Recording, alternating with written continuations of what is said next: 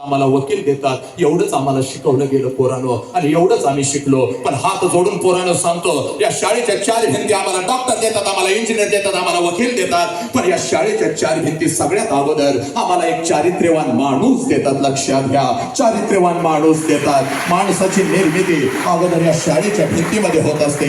पण या विज्ञान युगामध्ये माझ्या लेकरांनो, या विज्ञान युगामध्ये आमच्यामधला माणूस मरून गेला.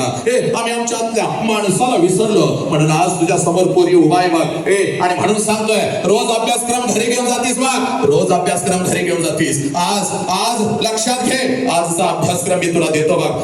आजचा पहिला प्रश्न मी तुला देतो बघ माझ्या पोरी. आणि हा प्रश्न तुला पुस्तकाच्या पानावर कुठं सापडला नाही माझ्या लेकरा.